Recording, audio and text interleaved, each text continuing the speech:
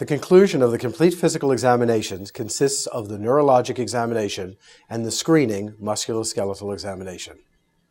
The neurologic examination consists of the mental status exam, cranial nerves, sensory function, motor function, evaluation of reflexes, and cerebellar function.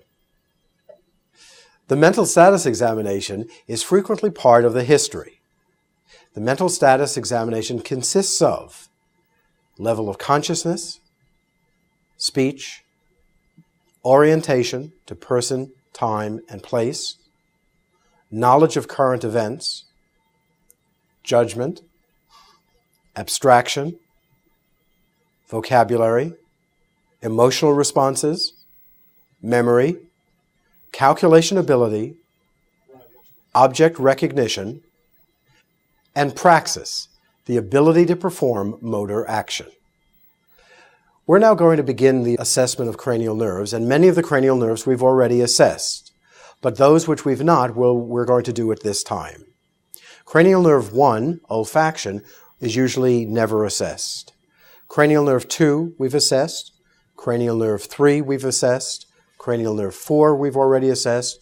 But cranial nerve 5, the trigeminal, we have not.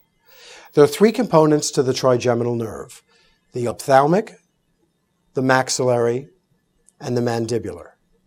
So let's assess the sensory function first. Mr. Johnson, I'm going to take this gauze pad and I'm going to touch you someplace on your face with it. I'd like you to close your eyes and tell me, where did I touch you? The right side of my forehead. And now?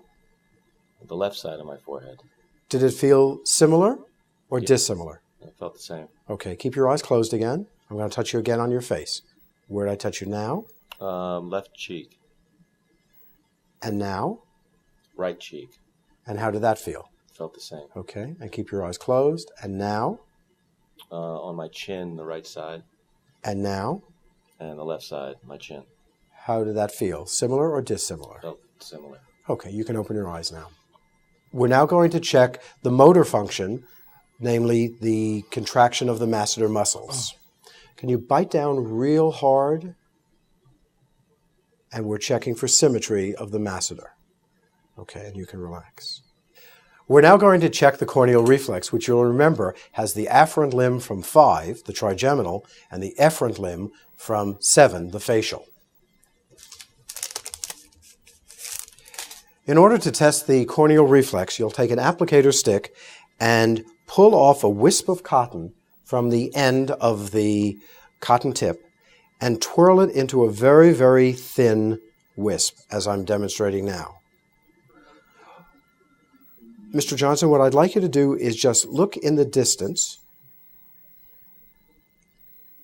right over here, and I'm going to very quickly touch the cornea, and we're looking for a very rapid blink. So if you just look straight in the distance, and that was a very brisk corneal reflex. We will do the same on the other side. If you just look in the distance, straight, straight. That was a lash reflex. That was not a corneal, but that was a corneal. The sixth cranial nerve we've already evaluated when we were evaluating extraocular muscles, but now we're going to continue with examination of the seventh, the facial nerve. What I'd like you to do is to smile for me. Give me a big smile. Big smile. Great. We're noticing whether or not symmetry is present. We're also noticing the nasolabial folds. Good. Can you frown for me? Okay. Can you wrinkle your forehead? And we're looking for symmetry here as well. Good. Can you puff out your cheeks like this? Good. Don't let me push them in. Good. And relax. And finally, I'd like you to close your eyes real tight and don't let me open them.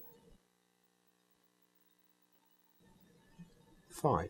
Okay, you can open them now. That's the seventh cranial nerve. Eighth we've evaluated. The 9th and 10th, glossopharyngeal and vagus, we've evaluated when we had him say ah, and we performed the gag reflex. The 11th, the spinal accessory, we're going to assess right now. Can you push up real tight, real hard? Good. And relax. And can you push against my hand as we evaluate the strength of the sternocleidomastoid and relax? Evaluate the sternocleidomastoid on this side. And relax. And the 12th cranial nerve, the hypoglossal, we evaluated when he stuck out his tongue. So this concludes the evaluation of the cranial nerves. We're now going to continue on with sensory function. The sensory examination consists of taking a gauze pad and having the patient close his eyes as you touch the distal upper extremities and then the distal lower extremities. So Mr. Johnson, would you just close your eyes for me, please? And tell me, where did I touch you? My right hand. Okay. And now? My left hand. Okay. Did that feel similar or dissimilar? It felt similar. Okay. And keep your eyes closed. Do you feel this? Yes. Okay. And do you feel this? Yes. Similar or dissimilar? Similar. If you determined an abnormality, you would then work your way proximal on the extremity to determine the sensory level. Vibration sense, we're going to do basically the same technique with the distal extremity upper and then lower. Strike the tuning fork and then, very importantly, place your finger under the finger of the patient being examined. If you're able to palpate the vibration, the patient certainly should. Close your eyes, please. And do you feel anything? I feel a vibration. Okay. And what about now? Yeah, I still feel it. Okay. What about now? Yeah, I feel it stronger now. A very useful test to check the reliability of the patient is to strike the tuning fork like this, but then to dampen it by keeping it against your hand, stopping the oscillation, and then attempting to do the test again. And this way you will be able to test the reliability of the patient's response. We'll do this also in the lower extremities. Close your eyes, please. And now, feel that? Yep. And do you feel that? Yeah. Does that feel similar or dissimilar? Similar. Okay, you can open your eyes. The final test for sensory function is to test sharp and dullness with a safety pin. Always dispose of the pin after you've used it to avoid transmission of the hepatitis and AIDS viruses. So I'm just going to open this pin, Mr. Johnson. I'd like you to close your eyes for me. And this is dull, and this is sharp. Okay. Okay. What's this? Dull. Okay. What's this? Sharp. Okay. What's this? Sharp. Dull. Okay. Keep your eyes closed. What's this? Sharp. Dull. And what's that? Dull. And what's this? Sharp. Okay. Keep your eyes closed. This is sharp. And this is dull. Okay. Okay. What's this? Dull. Sharp. Okay. And this is sharp. And this is dull. What's this? Dull. Okay. And this. Dull. And this. Sharp. Okay. Does it feel about the same? Yep. Okay. And we're going to dispose of the pin. We're now going to assess position sense. Mr. Johnson, would you close your eyes for me? I'm going to hold the distal digit of the finger and the sides of the finger and tell me this is up, this is down. What's this? Up. Okay. And this is up, this is down. What's this? Down. We would then repeat the same procedure on the other hand and the lower extremities. We've just completed our assessment of sensory function, and now we're going to go on to our assessment of reflexes. There are 3 reflexes in the upper extremity and 2 in the lower. The first in the upper extremity is the biceps tendon reflex. What one does is to support the patient's arm and to place your thumb on the biceps tendon. You then take your reflex hammer and briskly strike the tip of your thumbnail. The response that we're looking for is a rapid contraction of the biceps muscle. The second reflex is the triceps reflex. We can support the arm, and in this example, we strike the triceps tendon directly, avoiding the ulnar nerve. The response we're looking for here is a rapid contraction of the triceps muscle. The third reflex in the upper extremity is the brachioradialis reflex. The arm is placed in this position, and the brachioradialis tendon is struck here, and the response we're looking for is supination of the hand. All three of these reflexes are then repeated on the other side. Now we're going to go down to the reflexes of the lower extremity. The patellar reflex is evaluated by placing your hand on the person's thigh, and close your eyes please, Mr. Johnson, and striking the tendon briskly. One more time. We would repeat this on the other side as well.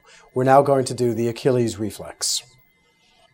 One method of assessing the Achilles reflex is to flex the hip, knee, and ankle, as I'm doing now, and to briskly strike the Achilles tendon. The response we're looking for is plantar flexion of the foot. While we're in this area, we can also attempt to elicit a Babinski reflex. Remember that a Babinski reflex is an abnormal reflex. We place the tip of an applicator stick at the heel of the foot and bring it on the lateral margin, coming to the base of the toes, running to the base of the large toe, as shown. The normal response is plantar flexion. The abnormal response is dorsiflexion and a fanning of the toes. This response, an abnormal reflex, is seen in pyramidal tract diseases. And this concludes our assessment of reflexes. We're now going to continue with the assessment of motor function. We're now going to assess motor function and a screening musculoskeletal examination in the upper extremities. Mr. Johnson, I'd like you to trap my hand, bring your chin down, and press and relax. And do it back here. Press and relax. Trap my hand over here and relax. Trap here and relax. Push forward and relax. Push back and relax. You bring your arms up like this and push and relax and push down and relax. Make a fist for me. Don't let me open them. And relax. And don't let me push your wrists in. And relax. Good. You can put your arms down here. We're now going to assess motor function in the lower extremities. Push up and relax and push down and relax. Push forward, relax, push back, relax, push up, relax, and push down and relax. One test for cerebellar function is the finger-to-nose test. I'm going to place my finger here, and if you raise your right finger and touch my finger and touch your nose. Touch my finger, touch your nose. Touch my finger, touch your nose, close your eyes, touch my finger, touch your nose, touch my finger, touch your nose, and you can open your eyes. An important assessment of cerebellar function is the Romberg test. Would you put your feet together for me? And just bring your arms up like this and close your eyes, and I'm going to let your hands go. And just stand like this with your fingers open. Fine. You can open your eyes, put your arms down. We're now going to assess gait. The final part of the neurologic examination is assessment of gait. Would you walk toward me? And stop right there and turn around and walk on your toes. And turn around and walk on your heels to me. And we stop right there and turn around one foot in front of the other. Tandem walking, like you're walking a straight line. Fine. And you can stop right there. And this concludes the complete examination of the man. We're now going to continue with examination of the female breast and the pelvic examination.